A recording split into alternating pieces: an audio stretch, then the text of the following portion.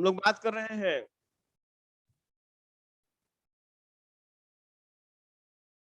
चलिए, तो कल हम लोगों ने डाइजेशन सिस्टम को समाप्त कर दिया था। आज हम लोग उससे भी एक जरूरी चीज आपको पढ़ना है, कुछ क्वेश्चंस पहले कर लेते हैं और क्वेश्चन के बाद हम लोग देखेंगे। हाँ, अभिषेक राय जी नमस्कार।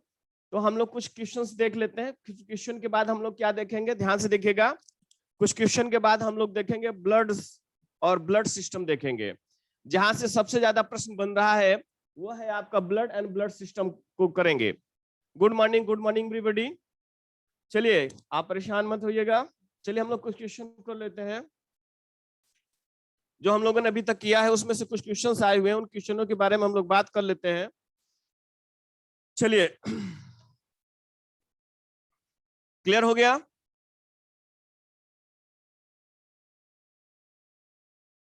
पहला क्वेश्चन देखिएगा, मैं सिर्फ शॉर्ट में क्वेश्चन लिख रहा हूं।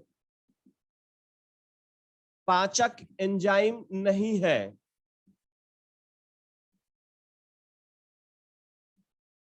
पहला क्वेश्चन देखिएगा, आपके सामने मैं क्वेश्चन दे रहा हूं कि ये आपको चेक करना है कि इसमें से कौन सा पाचक एंजाइम नहीं है। ध्यान से सुनिएगा, हम आपको क्या बता रहे हैं, पाचक एंजाइम नहीं है। ऑप्शन ए है, यहां देख लीजिएगा, गैस्ट्रिन।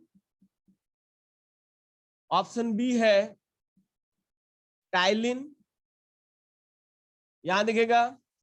ऑप्शन सी है लाइपेज और ऑप्शन डी है एमाइलेज। आप देखिएगा, अभी मत बताइएगा, जब मैं पूछूंगा तब बताइएगा। क्वेश्चन नंबर 2 देखिएगा, हम क्या बात कर रहे हैं कि क्वेश्चनों को एक एक तरफ से हम लोग बात कर रहे हैं, तो आप अभी मत बताइएगा। अगला प्रश्न है, प्रोटीनों के पाचन में सहायक होता है। प्रोटीनों के पाचन में सहायक होता है।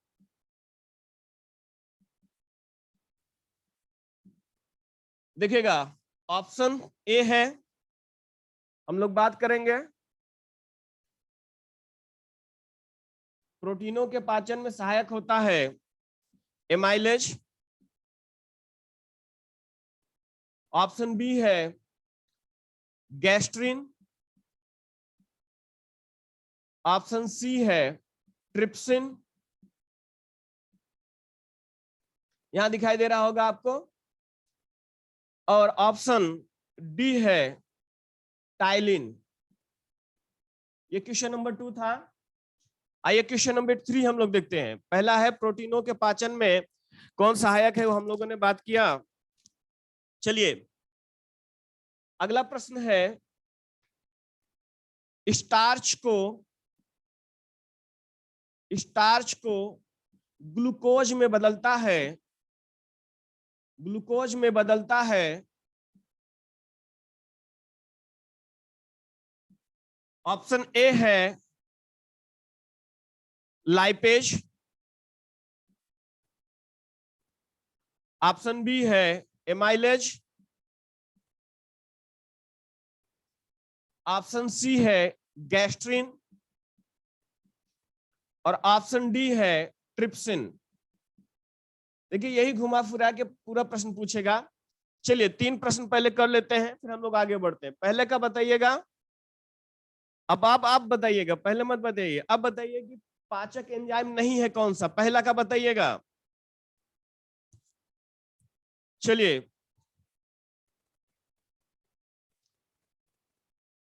दूसरे का बताइएगा। हम बात कर रहे हैं दूसरा का, क्वेश्चन नंबर 2 बताइएगा।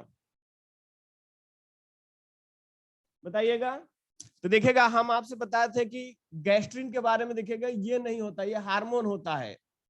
हम लोग बात करेंगे, ये हार्मोन होता है। ये क्या है, हार्मोन है, इसलिए इसका आंसर हो जाएगा ए। गैस्ट्रिन एक हार्मोन होता, कोई एंजाइम नहीं होता है। क्लियर हो जाना चाहिए। दूसरा, प्रोटीनों के पाचन में सहायक होता है, कौन होता है, ट्रिप्सिन होता है, आपको बता चुका हूं, सब पढ़ा चुका हूं, ट्रिप्सिन होगा। दूसरा केवल साइंस पर ही टेस्ट होगा। चलिए, स्टार्च को ग्लूकोज में कौन बदलता है, स्टार्च को ग्लूकोज में कौन बदलता है, आप कह दीजिएगा एमाइलेज। ये दिखेगा एमाइलेज। तो पहले का आप देख रहे होंगे, पहले का आंसर ए हुआ, दूसरे का आंसर कहां गया, सी है और बी है। ए, सी और बी कितने लोग का सही है, कितने लोगों का सही है? चलिए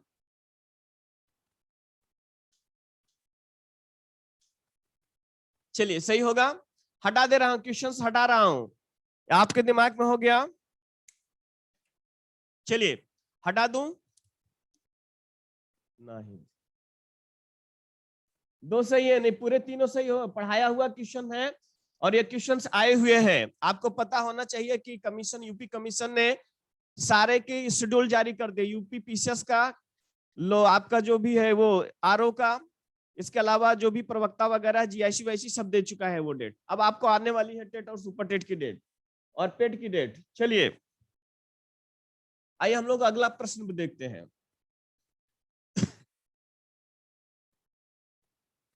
अगला हम लोग बात करेंगे क्वेश्चन नंबर 4, देखिएगा।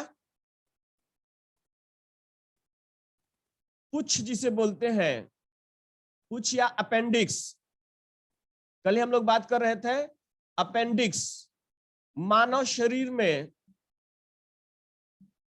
मानव शरीर में संलग्न होता है, मानव शरीर में संलग्न होता है। ऑप्शन देखिएगा, ए छोटी आंत, ऑप्शन बी अमाशय, ऑप्शन सी बड़ी आंत और ऑप्शन डी अग्नाशय से।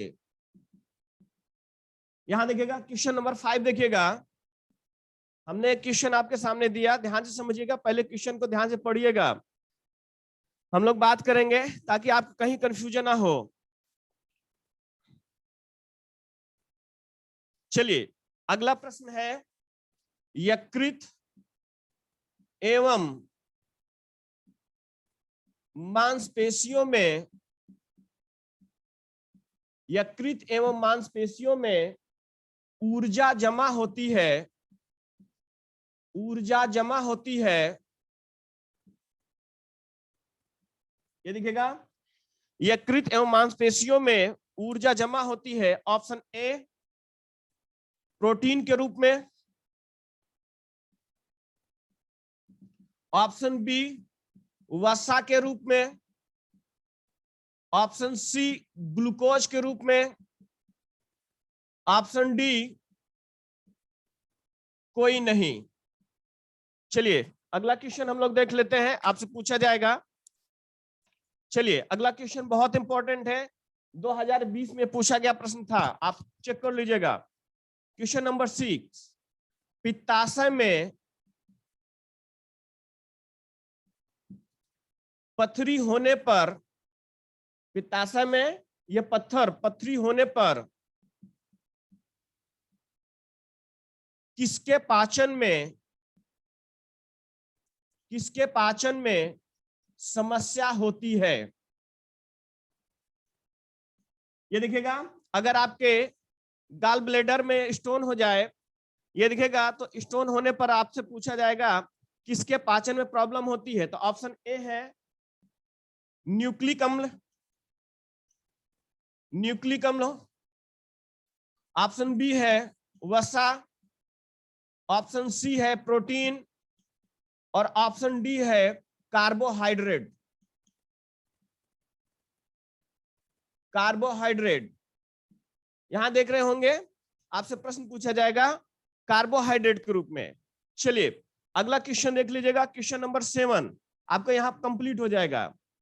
आपसे प्रश्न पूछा जाएगा पाचन, यहां देख लीजिएगा, अधिकांश पाचन होता है ए अग्नाशय में, ऑप्शन बी छोटी आंत में, ऑप्शन सी यकृत में और ऑप्शन डी है, यहां देखिएगा, बड़ी आंत में। मैं सब पढ़ा चुका हूं, यहां देखिएगा मैं सब पढ़ा चुका हूं, ये देखिएगा कोई प्रॉब्लम नहीं होना चाहिए। आप इसका आंसर देखकर एक बार में बताइएगा।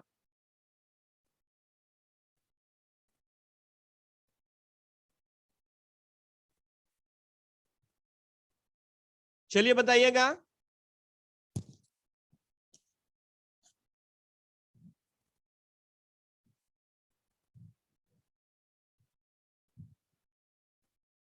चलिए बताइए पहले का क्या होगा। हमारा अपेंडिक्स कहाँ जुड़ा होता है, पहला बताइएगा अपेंडिक्स कहाँ जुड़ा होगा। जितने लोगों ने अगर ये बताया है वो लोग सही होंगे, बड़ी आंत से जुड़ा होता, मैं कल बना के दिखाया था। ठीक, दूसरा है यकृत मांसपेशियों में ऊर्जा जमा होती है। आप क्वेश्चन नंबर 5 का आंसर बताइए, क्वेश्चन नंबर 5 का आंसर बताइए, 5 का बताइए भाई। चलिए यहां देखिए जितने लोगों का ये सही होगा ये सही है, क्योंकि वो ग्लाइकोजन के रूप में होता है। आपको बता चुका हूं कैसे रूप में होता है, ग्लाइकोजन के रूप में पढ़ा चुका हूं। यहां पर ध्यान दे दीजिएगा, नहीं गलत सब कर दीजिएगा। ग्लाइकोजन होगा आंसर, इसलिए इसका डी हो जाएगा। पित्ताशय में पथरी, क्वेश्चन नंबर 6 का बताइएगा। पित्ताशय में पथरी होने पर किसके पाचन में प्रॉब्लम आती है, क्वेश्चन नंबर 6 का। देखिए पिछली बार पूछा गया था, आपको पता होना चाहिए।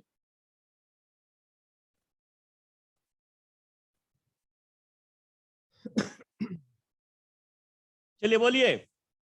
आप जानते होंगे अगर किसी के गाल ब्लेडर में स्टोन हो जाता है तो वो वसा नहीं पचा पाता, इसलिए उसको कहा जाता है फैटी चीज नहीं खाना चाहिए, उसे मांस वगैरह खाने से मना कर दिया जाता है। ठीक, ये बात जानते रहिएगा। चलिए अगला क्वेश्चन देखिएगा, क्वेश्चन नंबर 7। अधिकांश पाचन होता है, आपको बताया हूं, छोटी आंत में होता है। किसमें होता है, छोटी आंत में होता है। तो ये देखिए क्वेश्चन 7, ये 7 क्वेश्चन है। क्लियर हुआ। तो पहले देखिएगा अपेंडिक्स जो होता है हमारा अवशेषी अंग होता है, और कहां पर होता है, ये बड़ी आंत से आपको बना के दिखाए थे। ठीक, सेलुलोज के पाचन में होता था, आप सेलुलोज हम लोग खाना बंद कर दिए। दूसरा यकृत मांसपेशियों में ऊर्जा ग्लाइकोजन के रूप में होता है, इसलिए आंसर इसका डी हो जाएगा। आइए हम लोग बात करते हैं, पित्ताशय में अगर पथरी हो जाएगा तो पथरी होने से ये फैट नहीं, देख रहे हैं, इसके पाचन में प्रॉब्लम हो जाती है। अगला प्रश्न होगा अधिकांश पाचन कहां पर होती है, तो आपको कल बताया था छोटी आंत में ही पाचन होता है। चलिए अब आप में से ऐसे कितने लोग हैं जिनके सातों सही है। चलिए टोटल 3 सही है, चंदन मौर्य, चांदनी मौर्य गलत बात है, गंगा यादव 6 बहुत अच्छी, अभिषेक राय 6 एकदम सही, ममता 5, प्रीति सिंह, अरे ये तेरा तेरा तेरा मेरा तेरा मेरा ये क्या लगा रखे हैं आप लोग, तेरा मेरा। ठीक, चलिए यानी अभी तक किसी का 7 सही नहीं हुआ। चलिए कोई बात नहीं, ये क्वेश्चन नया था, इसलिए अगर किसी का 6 सही है यानी वो 100% सही है। चलिए क्लियर हुआ। हमारा वीडियो क्या करिएगा लेकर टेलीग्राम पर आप लोग। ठीक, चलिए जो रिकॉर्डेड हो रहा है वो आपको मिल जाएगा। आइए हम ब्लड पढ़ते हैं, जो सबसे इंपॉर्टेंट है। ब्लड पे बहुत सारा प्रश्न बनता है। आइए हम लोग नया टॉपिक शुरू करते हैं। ब्लड पढ़ने के बाद हम उसी से जुड़ा हुआ देखिएगा ब्लड सिस्टम पढ़ेंगे, उसके बाद हम लोग पढ़ेंगे हार्ट, हार्ट के बाद पढ़ेंगे लंग्स, लंग्स के बाद पढ़ेंगे किडनी, किडनी के बाद आईज, आईज के बाद फिर जाके हम आपके दांत पढ़ेंगे। ठीक, चलिए यही सिस्टम होगा पढ़ने का। चलिए क्लियर करते हैं हम लोग। आइए हटा दे रहा हूं इसको। आइए हम लोग ब्लड की शुरुआत करते हैं। ये सब स्क्रीनशॉट ले लिया करें, सेम ऐसे हूबहू क्वेश्चन पूछा जाएगा। और अगला टेस्ट होगा तो आप लोग जानते रहिए कि यहां से अच्छे प्रश्न बना के पूछे जाएंगे। चलिए हम लोग बात कर लेते हैं ब्लड। आइए हम लोग बात करते हैं ब्लड। आप कितना जानते हैं, आप लोग कहते हैं खून का रिश्ता होता है। चलिए खून बड़ा महत्वपूर्ण होता है, आज हम उस खून की जांच करेंगे और आपको देखेंगे कि आपके खून में क्या क्या चीज होता है। और आपको बड़ा आश्चर्य होगा कि वो सिर्फ मेल और फीमेल में अंतर होता है, बाकी सारे मेल में वही बात होती है और सारे फीमेल में भी वही बात होती है। चाहे आप हिंदू हो चाहे मुसलमान हो, ये फर्क नहीं पड़ता है कि बस खून में सब वही सेम चीज होता है बस, लेकिन महिलाओं और पुरुषों के खून में अंतर होता है। और आपको रीजन बताएंगे, बड़ा दिलचस्प बात बताएंगे आपको। आप जानते होंगे कि मानव जो होता है यानी मेल क्या होता है, वो थोड़ा सा हार्ड होता है। हार्ड का मतलब स्ट्रांग होता है। फीमेल कितना भी वर्कआउट कर ले, कितना भी कर ले, वो उतना ताकतवर नहीं होती है या उतनी हार्ड नहीं होती जितना मेल होता है। उसका रीजन होता है कि फीमेल में आयरन की कमी होती है, हीमोग्लोबिन, इसलिए उनका अक्सर कम रहता है। उनमें आयरन की कमी होगी, और आप जानते हैं जब बॉडी में आयरन कम होगा तो वो स्ट्रांग या सॉलिड नहीं बन पाता है। ठीक, अगर एक मुक्का आप मारिएगा किसी महिला को तो ज्यादा लगेगा, और पुरुष को मारिएगा तो कम लगेगा। आप समझ गए हैं ईश्वर ने ऐसा क्यों बनाया है, मैं आपको बताऊंगा। चलिए, वैसे दिलचस्प आए, मजा आएगा जैसे आपने 2 टॉपिक पढ़ाई। हम लोग ब्लड की शुरुआत करते हैं। चलिए, अब अपना ब्लड सुखाइएगा मत। चलिए, और आप ये भी जानते होंगे कि पुरुषों में ब्लड की मात्रा ज्यादा होती है और महिलाओं में कम होती है। चलिए, और उसकी पूर्ति वो महिला बाद में कर लेती है पुरुष से। चलिए आइए हम लोग बात करते हैं, आप लोग समझ रहे होंगे। आइए हम लोग बात करते हैं ब्लड के बारे में, खून के बारे में बात करते हैं। इसलिए मैं इसको टॉपिक उठाया कि ये क्वेश्चन इससे बहुत ज्यादा पूछते हैं। ये चाहे टेट हो, चाहे सुपर टेट हो, या कोई भी एग्जाम होगा, इससे सबसे ज्यादा यहाँ पूछा जाता है। तो हम किसके ब्लड के बारे में बात करेंगे? ह्यूमन ब्लड के बारे में, या तो आप कह सकते हैं ह्यूमन ब्लड के बारे में हम लोग बात करेंगे। वैसे तो ब्लड सब में होता है, लेकिन आज हम लोग बात करेंगे ह्यूमन ब्लड के बारे में। तो पहला ही प्रश्न आपसे पूछा जाएगा है ह्यूमन ब्लड या blood study, human blood study को क्या कहा जाता है? आइए हम लोग बात कर लेते हैं ह्यूमन ब्लड स्टडी। तो सबसे पहले हम लोग बात करेंगे इसके स्टडी को क्या कहा जाता है। ये देखिएगा, अभी अभी देखिएगा राजस्थान में एक एग्जाम हुआ था, उसी एग्जाम में पूछा गया था ह्यूमन ब्लड स्टडी को क्या बोलते हैं। चलिए, एकदम सही बता रहे हैं, हेमेटोलॉजी बोलते हैं उसे, या सेरोलॉजी बोलते हैं? हेमेटोलॉजी बोलते हैं।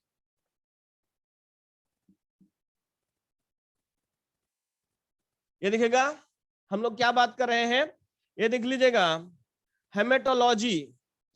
एक मिनट, ये देखिएगा हेमेटोलॉजी बोलते हैं।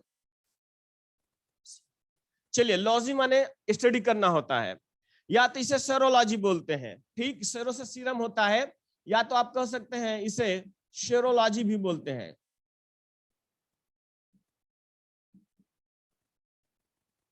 हेमेटोलॉजी ये सही है, सेरोलॉजी बोलते हैं।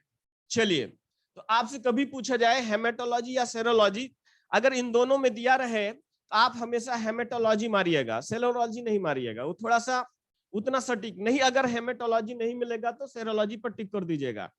आइए हम लोग, चलिए क्लियर हुआ, हम लोग क्या बात कर रहे हैं, हेमेटोलॉजी। चलिए, आइए हम लोग बात करते हैं कि ब्लड क्या होता है। ध्यान से सुनिएगा, ब्लड कैसा है। तो आप जानते हैं हमारे बॉडी में सबसे छोटा क्या होता है, सेल होता है। कई सारे सेल मिलकर के क्या करते हैं, वो टिश्यूज का निर्माण करते हैं। तो हमारा ब्लड क्या है, कनेक्टिव टिश्यूज होता है। ध्यान से सुनिएगा, हमारा जो ब्लड है कनेक्टिव टिश्यूज होता है, टिश्यूज होता है, इसको हम कहते हैं संयोजी ऊतक होता है,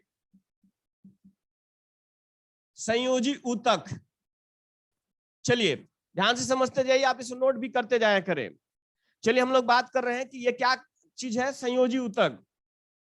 अरे भाई बताएंगे, कहीं परेशान मत होइएगा। चलिए, जब सीरम बताएंगे तब सेरोलॉजी बताएंगे। चलिए, यहाँ ये कनेक्टिव टिश्यूज का मतलब ये देखिएगा क्या होता है, जैसे हमारे बॉडी में सबसे छोटी इकाई होती है सेल। जब आप सेल पढ़िएगा तो उसमें माइटोकॉन्ड्रिया वगैरह बहुत सारा चीज पढ़ते हैं आप, तो वो सब नहीं पढ़ना है। आप जानते होंगे कि जब सेल होता है, जो सबसे छोटी इकाई, उसको सेल कहते हैं, और ग्रुप ऑफ सेल टिश्यू का निर्माण करते हैं। तो कैसा टिश्यू है ये देखिएगा कनेक्टिव टिश्यू है, संयोजी ऊतक है। चलिए, क्लियर हुआ। तो प्रश्न है कि संयोजी ऊतक या कनेक्टिव टिश्यूज क्यों कहते हैं, बताइएगा। इसे संयोजी ऊतक या कनेक्टिव टिश्यूज क्यों कहते हैं, बताइए। आप जानते हैं यह पूरे शरीर को क्या करता है, कनेक्ट करता है। आपके हाथ से लेकर कहीं भी काट दीजिए आप, अगर आपको यकीन नहीं हो तो आप काट कर यहाँ देखिएगा, ऐसे काट लीजिएगा, आज ऐसे ब्लड से काट दीजिएगा और देखिएगा यहाँ से ब्लड निकलेगा। यहाँ भी काट दीजिए, यहाँ भी काट दीजिए, जहां भी चेक करना हो काट के चेक कर सकते हैं आप। ठीक, चलिए क्लियर हुआ। तो क्लियर हो गया ना, ये हमारे बॉडी के पूरे बॉडी को क्या करता है, टिश्यूज को कनेक्ट करता है। इसलिए संयोजन मतलब ये समझ रहे हैं ना, संयोजन हिंदी वाला आप जानते होंगे, तो कनेक्ट करता है, क्या करता है, पूरे शरीर को ये करता है कनेक्ट। अब काटी ओटिएगा मत, नहीं तो कहिएगा सर कहे थे काट लेने के लिए। चलिए, अभी हमने अपना स्टेटस आज के मॉर्निंग डाइट का नहीं किया है, कर दूंगा आज। कुछ अलग चीजें आपको मिलेंगी, आप उसको इस्तेमाल करिए, आपका वेट लॉस हो जाएगा। चलिए, आप लोग परेशान मत होइए, 1 महीने के अंदर ऑफलाइन खुलते खुलते आप एकदम स्मार्ट सा दिखने लगेंगे। चलिए, हम लोग बात करेंगे, संयोजी वेदक पूरे शरीर को कनेक्ट करता है। क्या करता है, पूरे शरीर को कनेक्ट करता है, पूरे शरीर को कनेक्ट करता है। चलिए, यानी पूरे शरीर में जितने भी टिश्यूज होते हैं उन सबको क्या करता है, ये कनेक्ट कर देता है। इसलिए हम लोग क्या करते हैं कि इसे कनेक्टिव टिश्यूज बोलते हैं। देखिए, बहुत सिंपल तरीके से बता रहा हूं, ठीक। हमारा स्टेटस हमारे उस पे नंबर पे मिलेगा। चलिए, आइए हम लोग बात करते हैं कि कनेक्टिव टिश्यूज क्या है। पूरे शरीर के टिश्यूज को कनेक्ट करता है, पूरे शरीर को कनेक्ट कर देता है, इसलिए हम लोग कनेक्ट करता है, इसलिए हम लोग कहते हैं संयोजी ऊतक। अगला प्रश्न देखिए, जितने भी पॉइंट है ये सब पॉइंट एग्जाम में पूछे गए हैं। अगला प्रश्न पूछा जाता है कि हमारा ब्लड, ये देखिएगा क्या है, अम्ल है या क्षार है। तो अम्ल और क्षार का पता हम लोग पीएच मान से निकालते हैं, पीएच मान से निकालेंगे। ठीक, आप जानते होंगे कि अगर 7 से कम होगा तो क्या होता है, अम्लीय होता है, 7 से ज्यादा होगा तो क्षारीय होगा, और 7 होगा तो उदासीन होता है। तो आप जानते हो इसका कितना मान होता है, 7.4 होता है, 7.4 होता है। तो बेसिक होगा, क्या होगा, ये देखिएगा, ये क्षारीय होता, थोड़ा क्षारीय होता, बहुत ज्यादा नहीं, तो थोड़ा क्षारीय होता, लेकिन आप इतना ही जानिएगा क्षारीय होता है। चलिए, क्लियर हुआ, पीएच मान 7.5, इसलिए क्षारीय होता है, बेसिक होता है। आप जानते होंगे एल्काइन बेसिक होता है। एल्काइन क्या होता है सब आपको सर बता दिए होंगे। एल्काइन बेसिक क्या होता है सब, वो आपको क्या नाम है, अजर सर केमिस्ट्री में बताए हैं, वहां हम नहीं बता रहे हैं आपको। चलिए, ये देख लीजिएगा कैसा होगा, क्षारीय होगा। चलिए, अब आपसे प्रश्न क्या पूछा जाता है, कभी पूछा जाएगा तो कह दीजिएगा एल्काइन बेसिक होता है। कभी पूछ लिया गया तो आप जानते रहिएगा एल्काइन बेसिक होता है।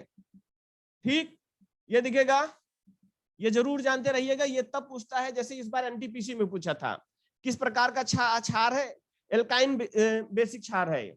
चलिए चलिए, क्लियर हुआ।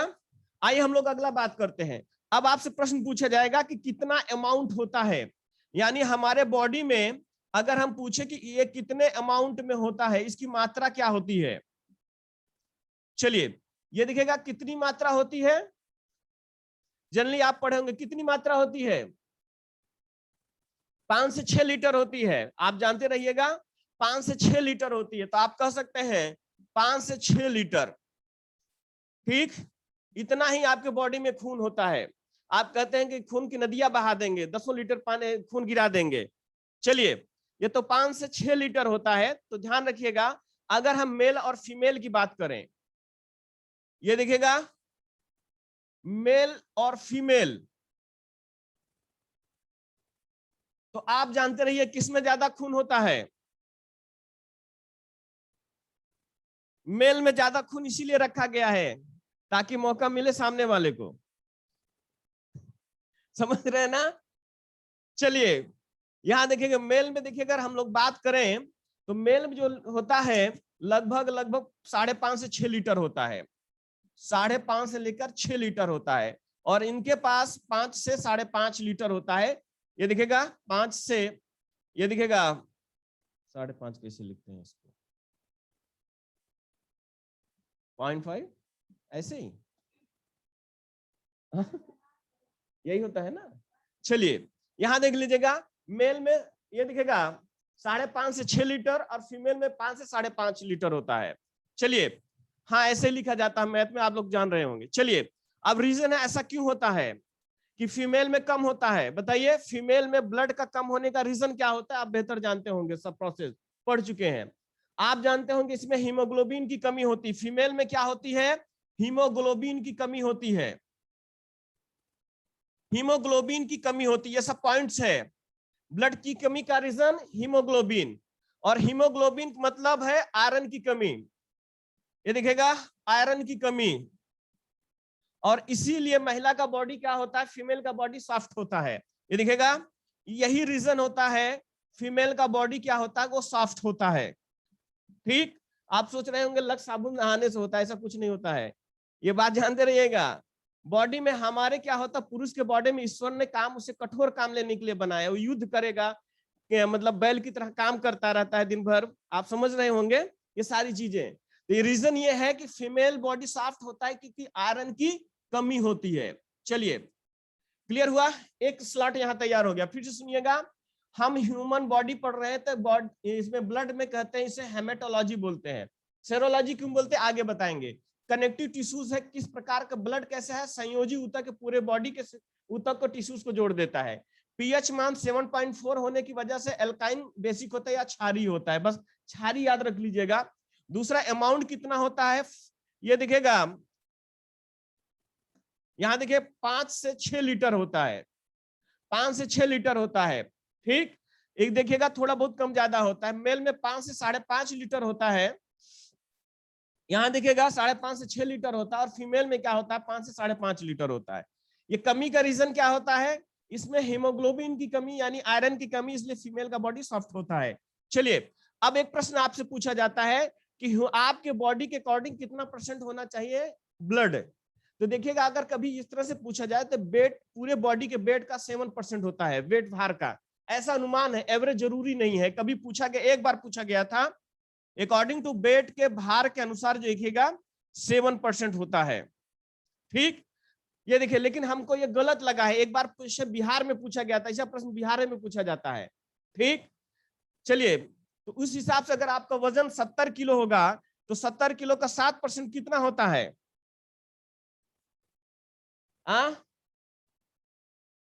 बताइए 70 का 7% कितना होता है। गजब, आप लोग मैथ पढ़ते हैं, बताइए कितना होगा, 4.9 होता है। ठीक, 749 होगा, 4.9 कर दीजिए। महाराज कैसे मैथ पढ़ते हैं आप लोग, पर कितना होगा, ये तो हालत है लोग, 4.9 होता है। अरे कुछ नहीं करना होता, कैसे आप लोग मैथ पढ़ते हैं। ये देखिएगा 7 का 7 करिएगा 749 हो जाएगा, पॉइंट मार दीजिएगा, 4.9 होता है। इससे तो बढ़िया हम ही पढ़ा देते हैं आपको मैथ, ऐसे मैथ पढ़ा जाता है। 7%, 8%, 749 होगा। तो आप याद रखिएगा हमारे बॉडी का 7% होता है, बॉडी भार का 7%। ये देख लीजिएगा, इसको एक जगह नोट कर लीजिए, बिहार में पूछा गया था।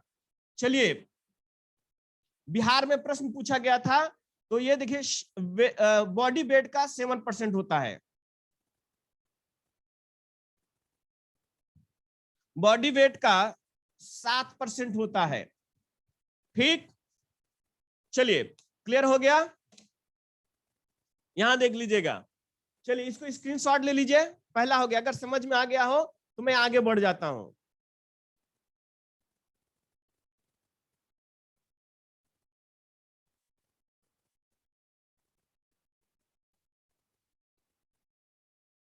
हो गया हो तो आगे बढ़ जाऊं। देखिए मैथ भी, देखिए भाई मैथ कोई फार्मूले पर नहीं आता है, मैथ होता है, आप ऐसे समझिए कि एक अनपढ़ा दुकानदार या बनिया कैसे हिसाब किताब लगाता है, अगर जिस दिन वो सीख जाएंगे ना पूरा अर्थमेटिक समझ में आ जाएगा। अर्थमेटिक में कोई फार्मूला नहीं चलता है। चलिए अगर आप फार्मूले से पढ़ रहे हैं तो आप अपना टाइम खराब कर, मैथ नहीं सीख पाइएगा, कभी भी जीवन में नहीं सीखिएगा। आपको कोई बताता है, आप दुकानदार के पास चले गए, बोले कि 100 रुपया में 2 किलो चीनी दे दीजिएगा, वो कहता है कि नहीं चीनी महंगा हो गया है, तो आप कहिए 100 रुपया में दे दीजिए, तो उतनी चीनी कम कर देता। कौन सा फार्मूला लगाता है वो, उसे पूछिए एग्जैक्ट। आप फार्मूला जब तक लगाएंगे तब तक 10 लोगों को वजन करके दे देता है। चलिए ये सारा माइंड गेम होता है, सबसे चीज माइंड गेम होता है। माइंड को प्रिपेयर करिए कि कैसे हम सीखें, रटना छोड़ दीजिए, रटकर मैथ नहीं सीखा या कोई विषय नहीं सीखा जाएगा। चलिए हम लोग बात करते हैं, आइए हम लोग ब्लड के बारे में, ह्यूमन ब्लड के बारे में बात कर रहे हैं, तो इसका कलर के बारे में बात करेंगे। ह्यूमन ब्लड का कलर कैसे होता है, यहाँ बढ़िया से एक प्रश्न आपसे दिमाग में आएगा, मैं आपसे बाद में पूछूंगा, आप में से जितने फिजिक्स केमिस्ट्री वाले बताएंगे।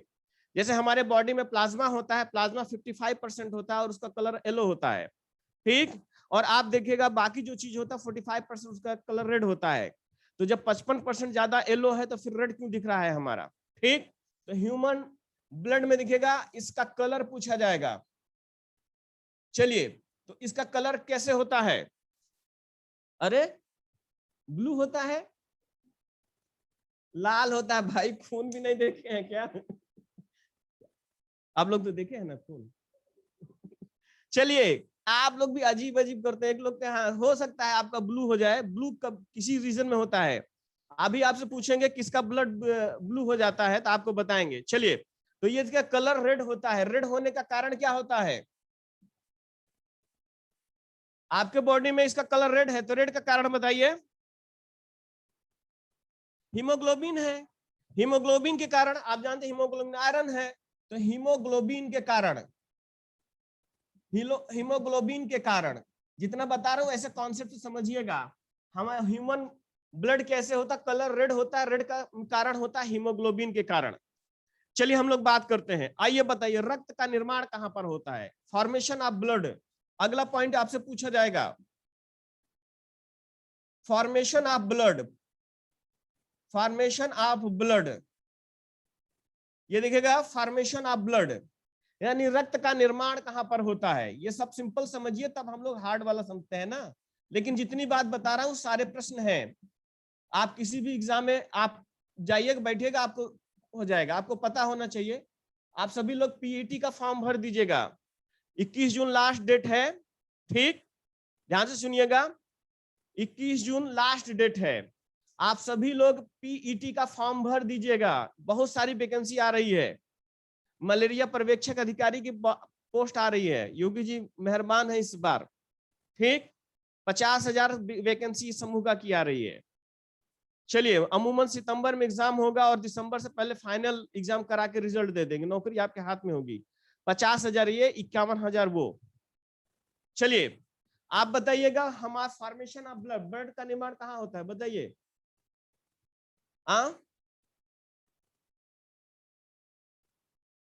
कहाँ पे होता है? हार्ट में। कैसे होगा? हार्ट में हो जाएगा ब्लड तो हार्ट जानते हैं ब्रेक कर जाएगा। हार्ट जानते हो ना, दिल बहुत कमजोर होता है, तो पंप करता है। निर्माण करना, पंप करना अलग बात होता है। बताइए आप। लीवर में होता है, बोन मैरो में, अस्थि मज्जा में। चलिए, हाँ चलिए, यहां देखिएगा दो चीजें हैं। तो प्रश्न ये है कि अगर बेबी एम्ब्रायो है, अगर वो बच्चा भ्रूण में है, तो उसमें बोन मैरो डेवलप नहीं हो पाता है। तो अगर हम बात करेंगे जन्म से पहले कहां पर होता है और जन्म के बाद कहां से होता है, जैसे मैं पढ़ा हूं वैसे पढ़िए। जन्म से पहले, जन्म से पहले कोई भी हो, चाहे 2 मंथ का हो, चाहे 4 मंथ का हो, या चाहे 9 मंथ का हो, उसे हम भ्रूण बोलते हैं या एम्ब्रायो बोलते हैं। भ्रूण बोलते हैं, वो किसी भी मंथ का होगा, भ्रूण ही कहलाता है जब तक वो बाहर नहीं आता। इसे हम लोग बोलते हैं एम्ब्रायो। और दूसरा है कि जन्म के बाद, जन्म के बाद। ठीक, ये देखिएगा, हम लोग बात कर रहे हैं जन्म के बाद। अब बताइए, इसमें आसान हो जाएगा आपको। जन्म के बाद आप तो जानते हो कि बोन मैरो या अस्थि मज्जा में होता है। आप इसे बता सकते हैं जन्म के बाद कहां होता है? बोन मैरो में। इसे हम लोग कहते हैं अस्थि मज्जा। चलिए, ये बहुत इंपॉर्टेंट है ये। चलिए, बोन मैरो या अस्थि मज्जा में होता है। बताइए, जन्म से पहले लीवर, आप जानते हो लीवर में, और वहां पर लीवर में देखिएगा क्या होता है, स्प्लीन आप जानते होंगे, उसे प्लीहा बोलते हैं। तो ये देखिएगा जन्म से पहले कहां पर होता है? लीवर। लीवर में तो देखिएगा स्प्लीन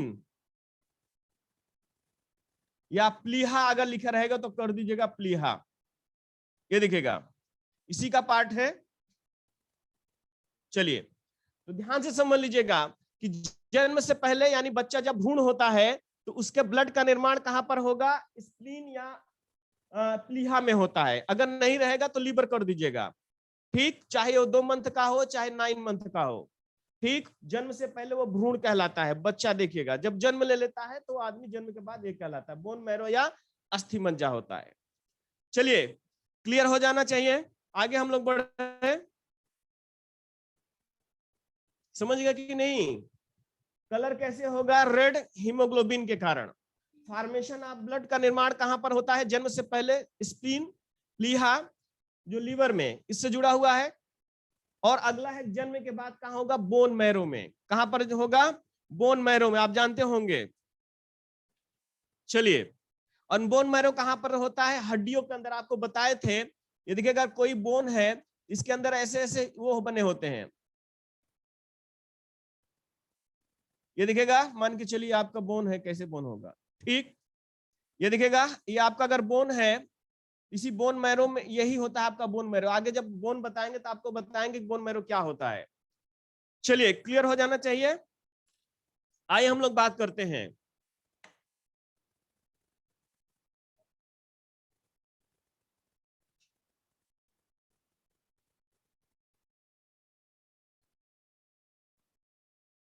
हाँ, गांठों में, गांठों का मतलब आप समझ रहे होंगे।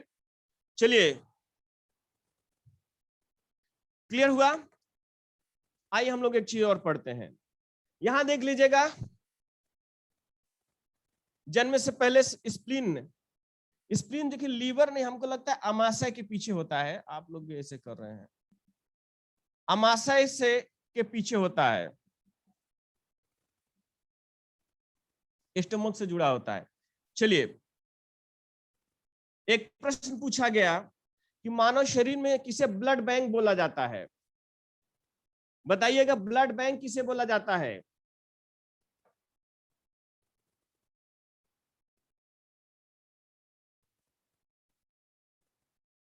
ठीक,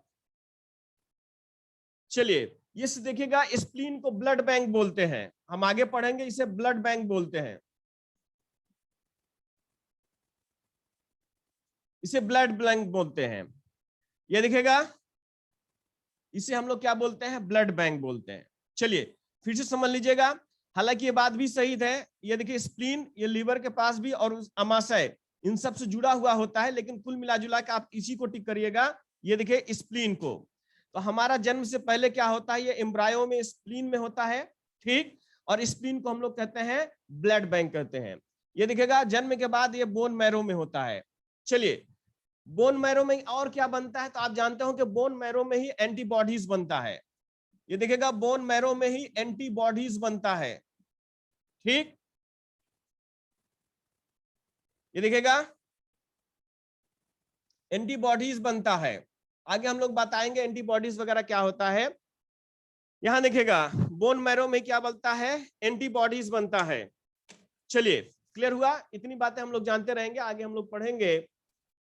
चलिए, और ये दिखेगा एंटीबॉडीज बनेगा, इसलिए हम लोग प्लाज्मा थ्योरी की बात कर रहे थे। क्लियर हो जाना चाहिए। रेड हेमोग्लोबिन के कारण फॉर्मेशन कहां से होता है? जन्म से पहले स्प्लीन, स्प्लीन में देखिएगा, अगर लीवर भी रहेगा तो भी मान लीजिए या अमाशय के पीछे होता है। दूसरा, जन्म के बाद कहां पर हो? बोन मैरो या अस्थि मज्जा में होता है। क्लियर हो गया? नहीं, लीवर रॉन्ग नहीं है। देखिएगा, लीवर रॉन्ग नहीं होता, लेकिन सही जो होता है वो प्लीहा होता है। प्लीहा नहीं रहेगा तब मारिएगा ना, मेन प्लीहा या स्प्लीन होता है।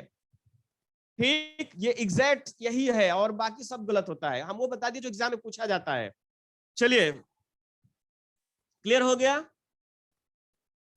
एंटीबॉडीज क्या होता है अभी बताएंगे। एंटीबॉडीज क्या होता है? रोगों से लड़ने की क्षमता को एंटीबॉडीज बोलते हैं। चलिए, अमाशय से जुड़ा होता है ये स्प्लीन, जो तिल्ली होती है, इसको तिल्ली भी बोलते हैं शायद, इसी को बोलते हैं ना तिल्ली हिंदी में। प्लीहा, प्लीहा देखिएगा, ये अमाशय के पीछे ही होता है। चलिए, अभी आपको स्ट्रक्चर बना के दिखाएंगे, तब समझ जाइएगा। हटा दें इसको, बताइए आप लोग, हटा दें? चलिए, आइए हम लोग बात करते हैं।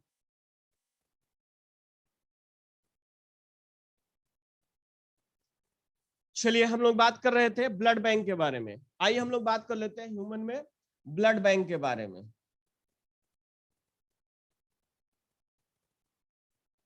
ब्लड बैंक, चलिए हम लोग बात कर रहे थे ब्लड बैंक के बारे में। चलिए, तो हमारे बॉडी में ब्लड बैंक कौन होता है? स्प्लीन होता है।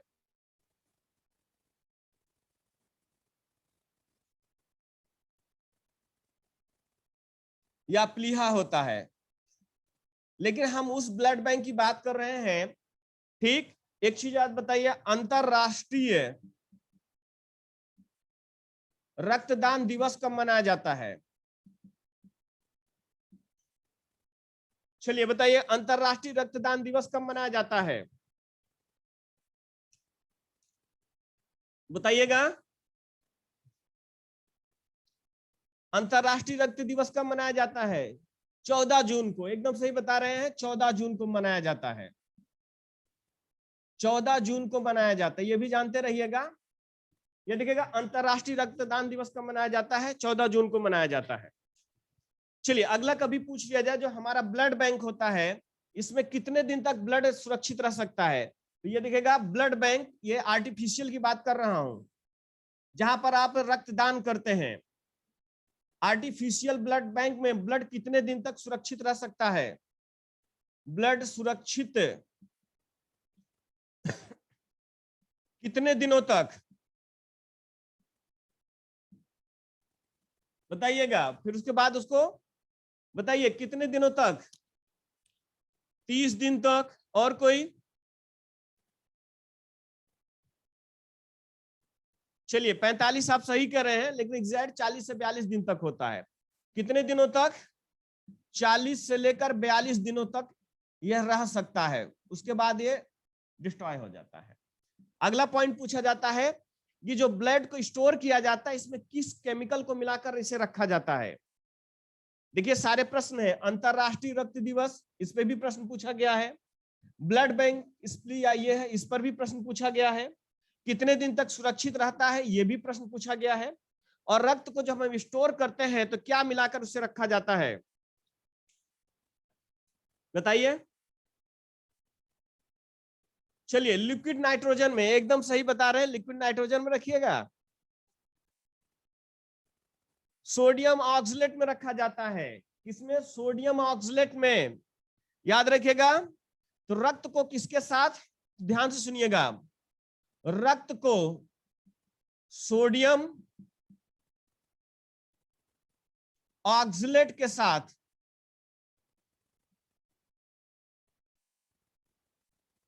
रक्त को सोडियम ऑक्सलेट के साथ मिलाकर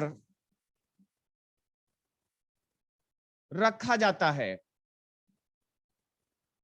अगला प्रश्न पूछा जाएगा कि जो ब्लड को रखा गया उसका टेम्परेचर कितने ताप पर रखा जाता है? टेम्परेचर क्या होना चाहिए? ठीक, कितने? चलिए बोलिए। अरे भाई केमिकल फार्मूला मत बताइए। चलिए अभी हम पूछेंगे तो आप लोग अलग अलग फार्मूला बताने लगिएगा। जो पढ़ा रहा हूं उसको समझिए। सोडियम ऑक्सलेट के साथ मिला के रखा जाता है। कितने टेम्परेचर पर? 4 डिग्री सेल्सियस ताप पर रखा जाता है।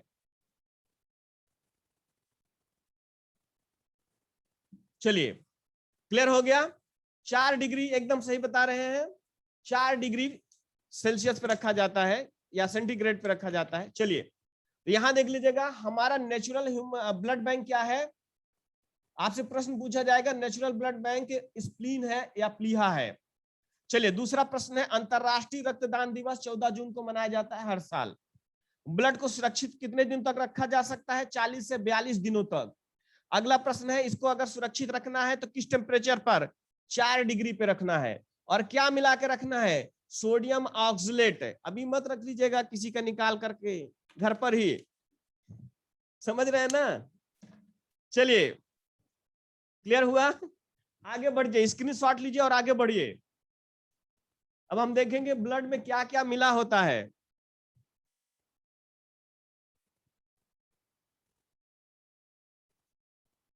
हाँ,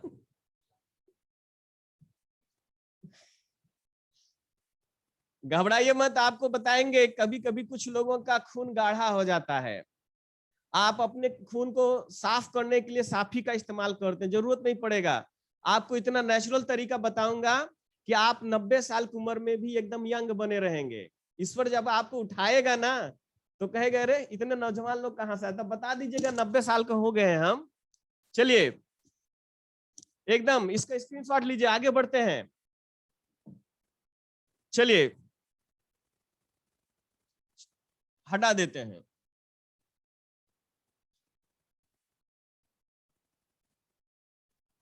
चलिए एक एक करके नोट करते जाइएगा। आइए हम लोग बात करते हैं कि हमारा जो ब्लड होता है इसमें क्या चीज होता है। पार्ट्स ऑफ ब्लड,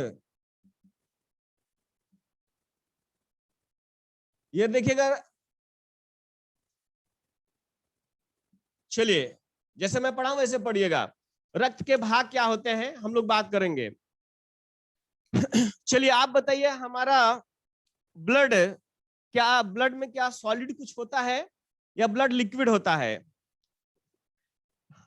हाँ।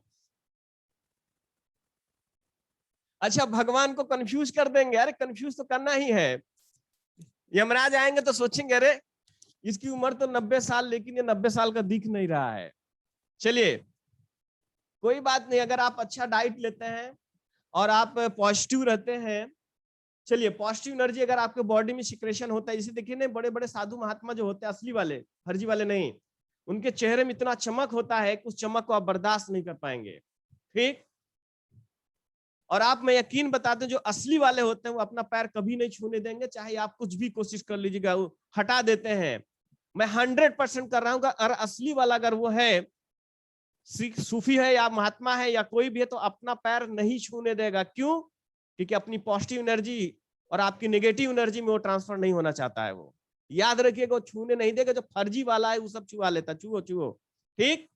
चलिए यहाँ ये हम लोग बात करेंगे, तो हमारा जो ब्लड है ये सॉलिड और लिक्विड दोनों होता है। ठीक। ये देखिएगा, ये सॉलिड भी होता है, ठीक, ये लिक्विड भी होता है। आप लोग अभी सब नहीं जाने होंगे, थोड़ी देर में साफ जान लेंगे। ये दिखेगा, ये लिक्विड भी होता है और सॉलिड भी होता है, लेकिन हमें लिक्विड क्यों दिखता है हम आपको बताएंगे। चलिए क्लियर हो जाना चाहिए। तो ब्लड में हम लोग बात कर रहे हैं रक्त का भाग, तो इसमें दो भाग होता है, देखिएगा, एक सॉलिड और लिक्विड। लिक्विड के रूप में आप देखिएगा इसमें क्या होता है और सॉलिड में क्या होता है, ये हम लोग जानेंगे। चलिए, तो लिक्विड क्या, कौन सा हिस्सा? 55% प्लाज्मा होता है, इसी प्लाज्मा के कारण यह लिक्विड दिखाई देता है। तो 55% प्लाज्मा होता है, प्लाज्मा होता है। और प्लाज्मा क्या है? लिक्विड है ये, ध्यान से सुनिएगा। और क्या होते हैं? सॉलिड क्या होता है? ब्लड सेल सॉलिड होता है डियर, ब्लड सेल सॉलिड होगा, आरबीसी, डब्ल्यूसी, प्लेटलेट सॉलिड होता है, लेकिन संख्या इसकी ज्यादा होने की वजह से ये फ्लो कर रहा होता है। तो सॉलिड में होता है ब्लड सेल, 45% होता है ब्लड सेल, ये देखिएगा। चलिए, तो 45% क्या होता है?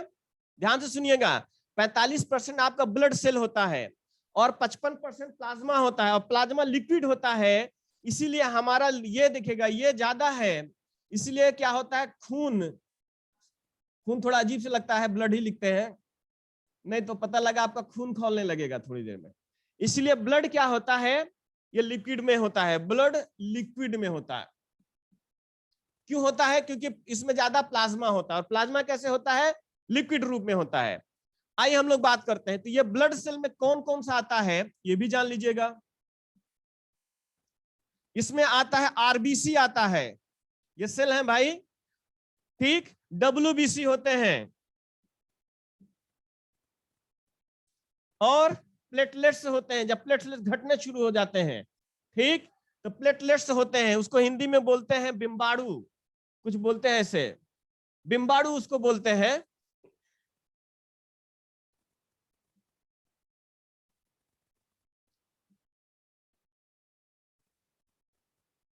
चलिए इसको हिंदी में बोलते हैं बिम्बाणु। चलिए प्लेटलेट्स जानते रहिएगा। पूछ रहे थे कुछ? चलिए कोई बात नहीं, अभी जब बीमारी बताएंगे तो सब टेंशन नहीं लीजिएगा। ये प्लेटलेट डाउन हो रहा है तो कैसे हम लोग उसको बढ़ा देंगे ये भी आप जान लीजिएगा। क्लियर हुआ? एकदम दिमाग पे बैठा लीजिए। तो हमने क्या कहा कि हमारा जो पार्ट्स ऑफ बॉडी है, पार्ट्स ऑफ ब्लड है, इसके दो भाग होते हैं। कितने भाग होते हैं? दो भाग होते हैं। एक भाग आपका सॉलिड होता है, एक भाग लिक्विड होता है। तो लिक्विड में 55% प्लाज्मा होता है और सॉलिड में 45% ब्लड सेल पाए जाते हैं। ब्लड सेल ये दिखेगा, जिसमें आपका आरबीसी होगा, रेड ब्लड सेल, आप जानते होंगे, व्हाइट ब्लड सेल, अगर आपके बॉडी में व्हाइट ब्लड सेल बढ़ जाएगा तो क्या हो जाएगा, कम हो जाएगा तो क्या हो जाएगा, ठीक। चलिए, दोनों नुकसान करता है अगर व्हाइट ब्लड सेल बढ़ या घट रहा है तो, ठीक। आरबीसी, आरबीसी क्या काम करता है, प्लेटलेट्स क्या काम करता है, ठीक, ये सारी चीजें। आइए हम लोग बात करते हैं प्लाज्मा के बारे में। चलिए इतना ले लीजिए, फिर हम प्लाज्मा से शुरू करते हैं। ये दिखेगा, या तो फिर हम लोग बात कर लेते हैं, प्लाज्मा का भी चार्ट बनाना चाहे तो बना सकते हैं, ठीक। चलिए, प्लाज्मा में क्या होता है बताइएगा आप लोग, प्लाज्मा किन चीजों से बना होता है, ठीक।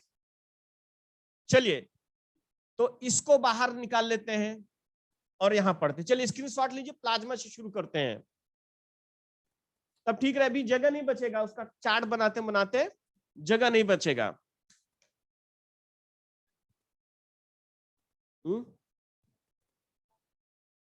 हाँ हाँ, ब्लड हो, सॉरी वाटर होता है, और प्रोटीन होता है, और कुछ मिनरल्स और साल्ट होते हैं। चलिए, आइए, क्लियर हुआ, हो गया। आइए आइए हम लोग देखते हैं, प्लाज्मा से शुरू करते हैं। प्लाज्मा थेरेपी क्या होता है वो भी आप जानिएगा। चलिए हम लोग शुरू करते हैं प्लाज्मा।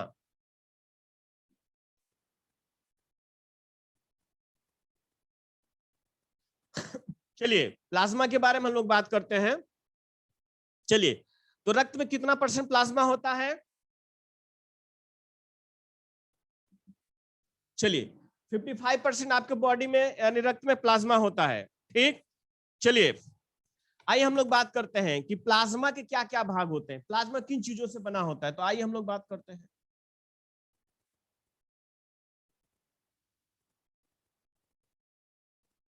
इसमें होता है, वाटर होता है। चलिए ध्यान से सुनिएगा, तो कितना जल होता है बताइए, हमारे प्लाज्मा में कितना % वाटर होता है, 92% वाटर होता है। चलिए, और क्या होता है, प्रोटीन होता है, 7% प्रोटीन होता है, और इसमें 4 प्रोटीन पाया जाता है। चलिए, 92 और +7 कर दीजिए तो कितना हो जाएगा बताइए, 99 हो जाएगा। आइए, इसके अलावा जो 1% होता है उसमें क्या होता है, ध्यान से सुनिए, अगर आपसे प्रश्न पूछा जाए तो इसमें मिनरल्स होते हैं, और क्या होते हैं, साल्ट होता है, और क्या होता है, ग्लूकोज होता है। आपको बताया था ना, ग्लूकोज चला जाता है, मिनरल्स, साल्ट और ग्लूकोज, ये 1% होता है। चलिए, प्लाज्मा काम क्या करेगा हम लोग आगे पढ़ेंगे, पहले इसका आप देख लीजिए क्या क्या हिस्सा इसमें होता है। चलिए हम लोग बात करेंगे। चलिए, तो प्रश्न है, आपसे प्रश्न पूछा जाएगा कि प्लाज्मा में 55, पूरे ब्लड में कितना 55% क्या होता है, प्लाज्मा होता है। प्लाज्मा का अधिकांश भाग 92% क्या होता है, पानी होता है। अब जरा देखिए, यहाँ एक चीज देखते हैं हम लोग, आप लोग देखते होंगे कुछ लोग कहते हैं कि खून गाढ़ा हो गया है। आप जब बॉडी में पानी की कमी हो जाती है तो खून गाढ़ा हो जाता है, इसलिए पानी का बैलेंस बहुत जरूरी है। अगर आप पानी रेगुलर पीते हैं 3 से 4 लीटर, 3 से 4 का मतलब होता है 16 गिलास, और आप 16 गिलास का मतलब होता है कि लगभग 45 से 40 मिनट का ड्यूरेशन गैप देके पानी पिया जाता है। अगर आप इतना पिएंगे तो आपको लगे दिन भर पानी पी रहेंगे क्या, लेकिन अगर आप ऐसा पीते हैं तो आप समझ रहे होंगे कि आप कैसा दिखेंगे। चलिए, ईश्वर को भी आप पर नाज हो जाएगा कि कितना खूबसूरत हम इसको बनाए थे। चलिए, आइए हम लोग बात करते हैं, तो ना ये जल की कमी की वजह से खून गाढ़ा होने लगता है। आइए हम लोग बात करते हैं, इसमें कुछ प्रोटीन्स पाए जाते हैं, बताइए कौन से प्रोटीन होते हैं, चलिए बताइए कौन सा प्रोटीन होता है, यहीं पर बहुत अच्छे अच्छे प्रश्न पूछे जाते हैं।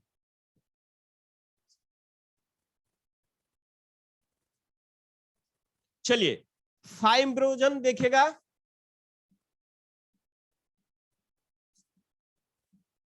एक तो ये प्रोटीन होता है।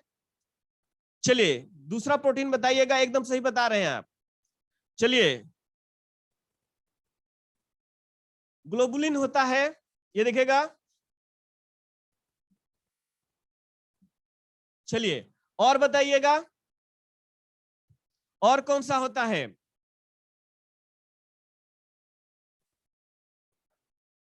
चलिए एल्बुमिन होता है,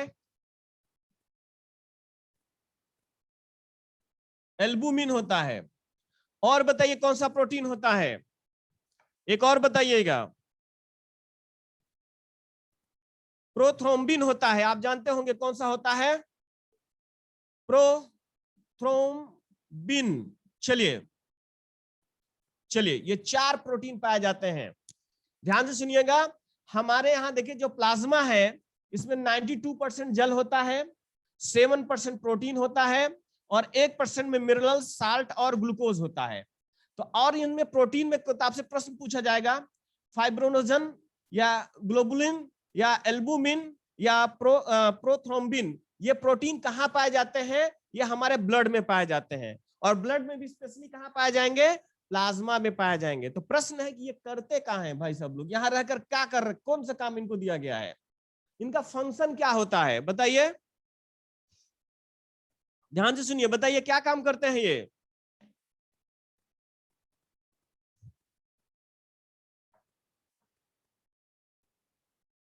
चलिए बताइएगा आप लोग।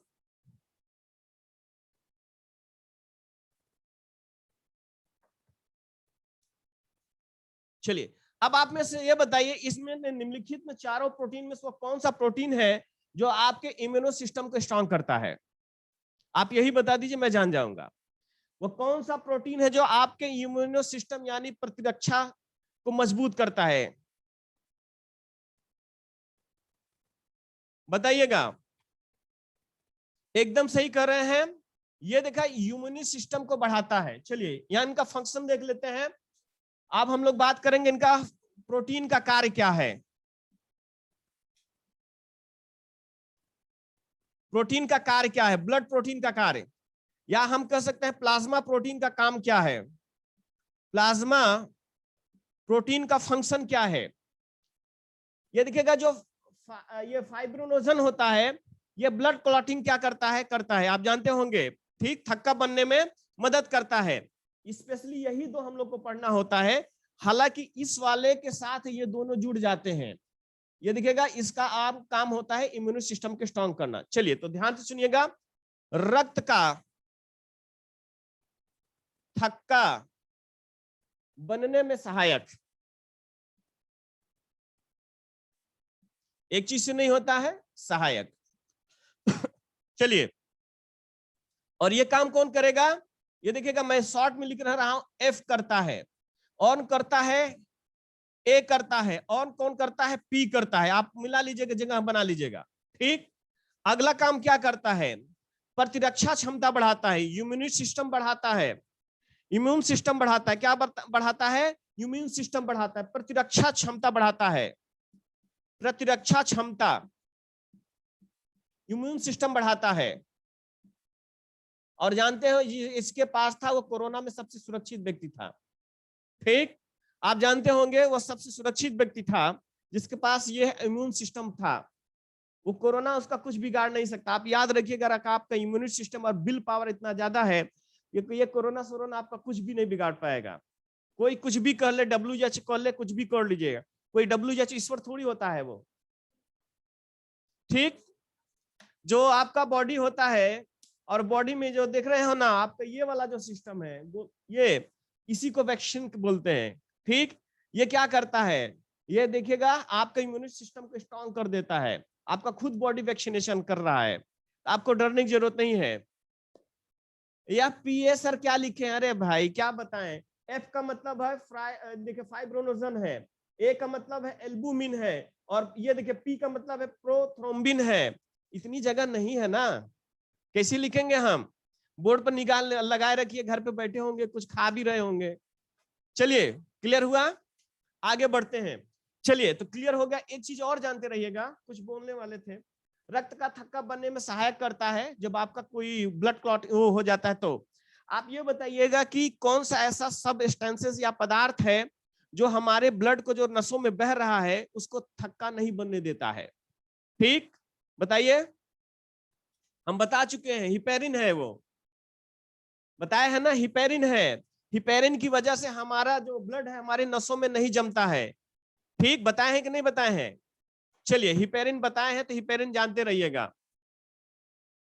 चलिए, उसे एंटी क्लॉटिंग एजेंट बोलते हैं। अगर कभी प्रश्न पूछ लिया जाएगा, यहां देखिएगा, anti clotting agent. Anti clotting agent कौन होता है? हिपेरिन होता है। एंटी क्लॉटिंग एजेंट क्या होता है? हिपेरिन होता है। क्लियर हुआ? चलिए, यहां तक ही हम लोग आगे रखते हैं, कल हम लोग इसके आगे बढ़ जाएंगे। यहां देख लीजिएगा।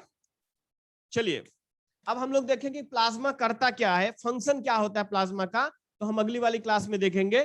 फिर से समझ लीजिएगा, हमारा जो ब्लड है दो हिस्सों में बटा हुआ है। एक तो होता है लिक्विड, दूसरा होता है सॉलिड। सॉलिड में हमें आता है ब्लड सेल, जिसमें WBC, RBC और प्लेटलेट्स आते हैं। लिक्विड में आता है प्लाज्मा। हमारे पूरे ब्लड का 55%, 55% क्या होता है? ये प्लाज्मा होता है। और ये प्लाज्मा आप जानते होंगे लिक्विड में होता है।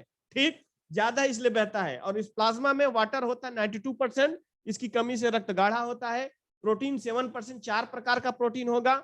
देखिए, FAP क्या करता है? ब्लड क्लॉटिंग करवाता है। और इसको रोकता कौन है? हिपेरिन। चलिए, अगला प्रश्न पूछा जाएगा।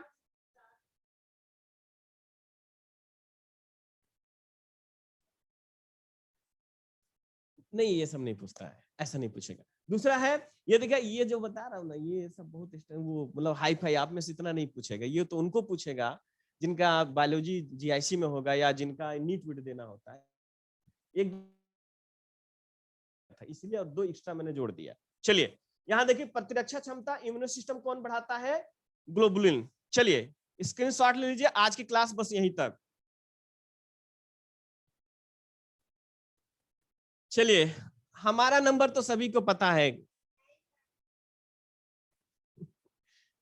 चलिए, आज की क्लास यहीं तक। आपको शायद आपका ब्लड समझ में आने लगेगा थोड़ी देर में। और आप जानते रहिए, आप ब्लड कैसे बढ़िया बना के रखना है, हम लोग लास्ट में बात कर लेंगे।